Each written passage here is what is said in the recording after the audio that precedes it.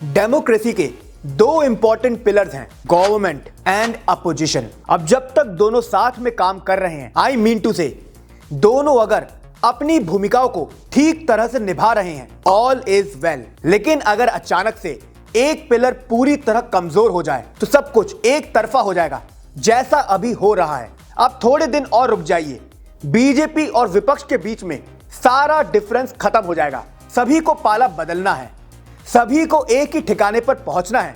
तो क्यों ना बोलें, बीजेपी इज इक्वल टू विपक्ष की धर्मशाला।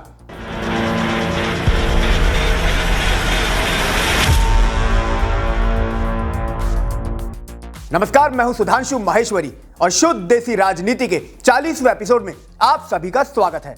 आज हम आपके सामने विश्लेषण करते हैं बीजेपी रूपी धर्मशाला का। ये एक ऐसी धर्मशाला है जो विपक्ष के नेताओं के लिए हर समय खुली रहती है। बस मौके की तलाश है, एक बहाना चाहिए एंड पाला बदल लिया जाता है। इसी वजह से हर बार डीडीएलजे का ये वाला सीन दिमाग में आता रहता है। आओ। अब देखिए हो क्या रहा है। बीजेपी एक सियासी दाना डालती है, विपक्ष के कई नेता उस दाने को चुगते हैं एंड फिर बीजेपी में शामिल हो जाते हैं।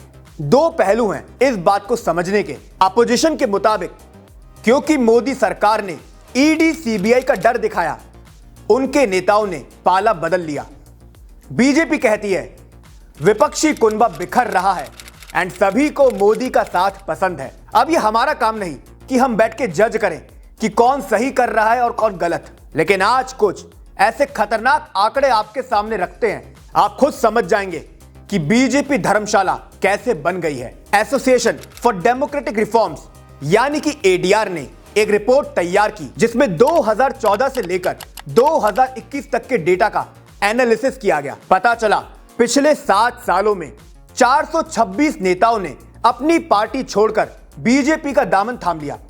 ये सारे विधायक और सांसद स्तर के नेता थे।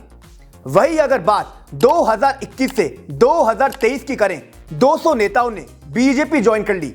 सबसे बड़ा खेल महाराष्ट्र, मध्य प्रदेश और गुजरात में देखने को मिला। अब अगर कई दल बदलू बीजेपी में शामिल हो रहे थे, दूसरी तरफ फुल स्पीड से कांग्रेस से उनका पलायन हुआ। चलिए ये भी आंकड़े से समझते हैं। पिछले 7 सालों में कांग्रेस से 399 नेताओं का मोह भंग हुआ। यहां भी विधायक, सांसद और तो और सीएम पद के नेता भी रहे। हाशिए पर चल रही मायावती की बसपा को भी 170 नेताओं ने छोड़ दिया। बीजेपी के भी कुछ नेताओं ने अपना पाला जरूर बदला, लेकिन वो आंकड़ा सिर्फ 144 था। इसी वजह से कहना पड़ रहा है बीजेपी इस समय सियासी धर्मशाला बन चुकी है, जहां पर हर किसी को अपनी उपस्थिति दर्ज करवानी है। अब सीट्स लिमिटेड हैं, लेकिन दूसरी तरफ से सप्लाई ज्यादा हो रही है, इसलिए बीजेपी वालों ने बड़ा वाला बोर्ड लगा दिया है एंड सभी को एक ही मैसेज। अरे भाई, जल्दी का काम शैतान का होता, इंसानों को धैर्य रखना चाहिए। वैसे आप सभी के मन में यह सवाल नहीं आता आखिर हर कोई बीजेपी में क्यों शामिल होना चाहता है? मेरे मन में कई बार आया, तो बस रिसर्च करना शुरू कर दिया एंड अब कंक्लूजन हमारे सामने है। पिछले कई सालों में एक ट्रेंड देखा गया है। पाला बदलने वाले नेताओं के कारण क्या रहे? अपमानित महसूस करना, बड़ा पद ना मिलना, उनके पसंद के नेताओं को आगे ना करना, साइडलाइन कर देना। एक किस्सा याद आता है। हेमंत बिस्वा शर्मा कांग्रेस के सबसे बड़े नेता थे। नॉर्थ ईस्ट में पार्टी के लिए कमाल ही कर देते। क्या चाहते थे वो? राहुल गांधी से एक मुलाकात छोड़िए, मिलने का टाइम नहीं दिया गया। तगड़ी वाली ईगो हर्ट हो गई एंड वे पाला बदल बीजेपी में चले गए।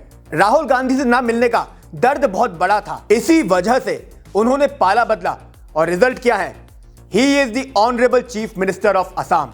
नॉर्थ ईस्ट में ही मणिपुर और त्रिपुरा की बात करते हैं। माणिक साहा और एन बीरेंद्र सिंह कांग्रेस के बड़े नेता थे, बीजेपी ने मुख्यमंत्री बना दिया।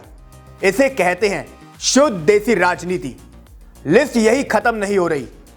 शुभेंदु अधिकारी कौन थे? ममता बनर्जी के राइट हैंड। लेफ्ट सरकार के खिलाफ जितने आंदोलन किए, he was the main strategist. BJP को पता था बंगाल में संगठन खड़ा करना है तो अधिकारी का साथ होना जरूरी है। अब आज देख लीजिए, ममता के खिलाफ सबसे बुलंद आवाज शुभेंदु की है। बीजेपी की पिछले बैटिंग कर रहे हैं। नेता प्रतिपक्ष का पद भी मिल चुका है, यानी कि पहचान मिल गई, रिवॉर्ड मिल गया, और क्या चाहिए। अब इसी रिवॉर्ड की चाह बोल लीजिए या कुछ और, कांग्रेस से कई और नेताओं का पलायन हुआ है।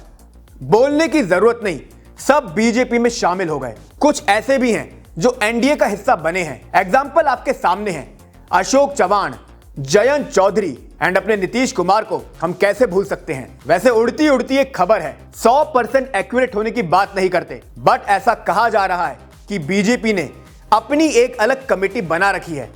जिस तरह से रामायण में जटायु के भाई संपाति को दूर का दिख जाता था, इस कमेटी की भी दिव्य दृष्टि है। दे हैव टू सी, जो नेता पार्टी छोड़ रहा है, क्या वो एनी हाउ बीजेपी के साथ जाना चाहेगा।